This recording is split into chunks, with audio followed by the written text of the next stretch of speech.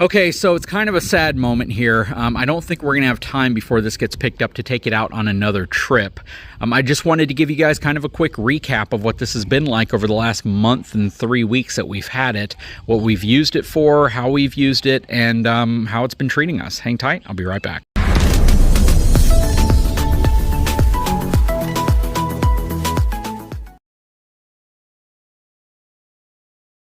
Okay, so we have taken this out on 4 trips, and some of those trips were just a test run to see how this thing would tow. We used the Ram Warlock with the 6.7 Cummins diesel to tow this thing. That was absolutely cool, and it towed it really, really well, especially considering this thing's like near 10,000 pounds, right? We took it out to the beach on our very first trip, and we took it out on 2 shorter trips subsequently. Now, this has been an absolutely killer RV. I've done a lot of videos on this, including an exterior, interior, full tour of everything, showing you what I absolutely love about the unit, some things that I think they could have done a little differently, and really just because this is such a premium brand, they are doing so many things right. I almost feel like they could continue the trend with about $1,000 more worth of little upgrades that would really make it stand out even more. That said, we've had absolutely no problems with this unit at all. We haven't had one single thing fail. We haven't had one single component not work the way it should work.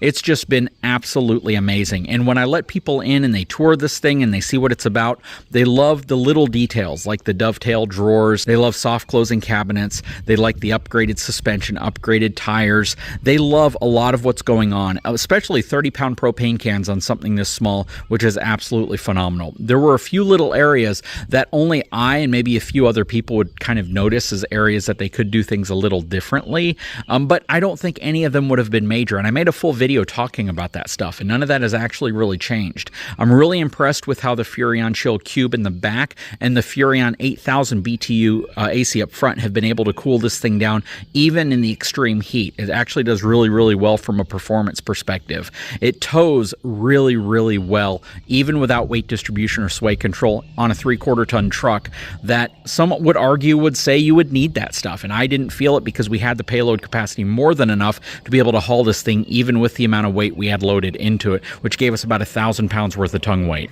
I think probably one of the single biggest things I would have liked to see on here is an outside kitchen of some type. Just an area to have a sink, have a small refrigerator, have a little area to cook, because there's nothing on this side. And my biggest critique after using it is the fact that you can't really open up any windows over here except for this bottom window right there. But as far as having the ability to communicate with somebody from the inside out, if you want to bring some air in, these windows are fixed windows. They don't move. And because of that, it just makes it a little bit difficult to have that inside outside collaboration going on, except for that really, really back far corner window. Aside from that though, those are really the only 2 camping complaints I have. Everything else was related to, like, it would have been cool to see a smart plug on the outside of here instead of a traditional 50 amp, you know, twist lock connection, things like that. But for the most part, I mean, to be honest with you, this is really a phenomenal trailer, and so many things are done right. The one recurring feedback, though, I got from people who toured it was really focused around the fact that it felt a little sterile inside, that the lack of crown molding, even though I had to explain to them that they cut things with such precision that they don't really need any of that stuff for the trim to cover up goof-ups, it's because of their precision, which a lot of times kind of swayed people back. But for the most part, a lot of people said, you know what, I like the look of crown molding. I like the look of trim. I like the look of, you know, really nice contrasting bold tones on the inside. And I got to admit that when you walk inside of here, you know, if you look past all the phenomenal construction perks and the things that they do really well from a cabinetry perspective, from, you know, a really cool innovation perspective where they put their paper towel holders, where they put the trash can and the things that they give you, slide out drawers, dovetail, all of that stuff. If you look for other things, you would probably say, man, it does feel a little sterile. It would be nice to have some darker tones. It would be nice to have some features that make it feel more, I guess, cozy versus commercial, if that makes sense. This is kind of like that commercial feeling thing where less is better from a reliability perspective, but sometimes people want some more of those fancy features to make them feel like they're living in a home versus a travel trailer, if that makes sense. Aside from that, though, I can't really complain about anything with this RV, to be honest with you. I guess the one thing I could say about it is the price is kind of high for the size and the floor plan, but at the same time though, you got to be honest, you get what you pay for. And for folks who say, you know what, I don't want to pay that much, well, you're probably not going to get that much then. That's probably the best way of putting it. You're not going to have dovetail drawers. You're not going to have upgraded tires, upgraded suspension. You're not going to have things that you may really expect the RV industry to include, but to save cost, you might pick an RV that doesn't have those things. And then sometimes you end up complaining about them later, right? You end up wishing you would spent a little bit more on things that would have really mattered from a construction build quality perspective. And I think the folks at Brinkley really look at all of that and really try to factor that in. I think the one area that they probably could reinvest, I would like to see torsion suspension on here. I don't necessarily need to see like the Lippert Touring suspension, the coil sprung, but a torsion suspension system would be really nice over the Road Armor system. However, the testing that the folks at Brinkley have done, they indicate that the Road Armor suspension, which is the equalizer upgrade on the inside or in between the two axles, is one of the best performing they've ever used. And they couple it with heavy-duty shackle straps, greasable wet bolts. So I guess you also have to look at it from the perspective of, you know, are leaf springs that terrible, considering a lot of trailers use them, not just the RV industry, but they're used in a lot of other industries.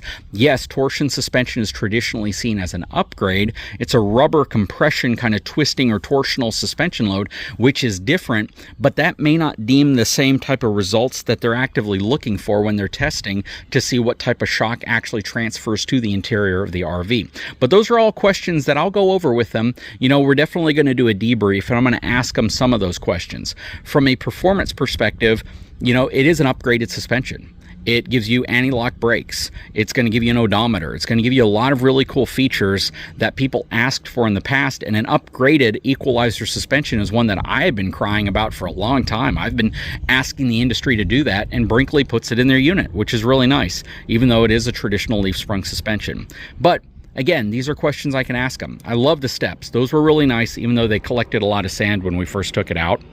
And there is a feature, I'm not going to talk about it in this video, but the folks at Brinkley, when I spoke to Nate about it, he actually was like, you know what? I think we could probably make that work. I don't know if it'll be in the Model I or the Model Z or the Model G, but it's one that I think all of you all are going to thank me for if they can make it work and they can find the space for it. But put your guess in the comment below. What do you think I'm thinking of? It has something to do with power. Let's just put it that way, power.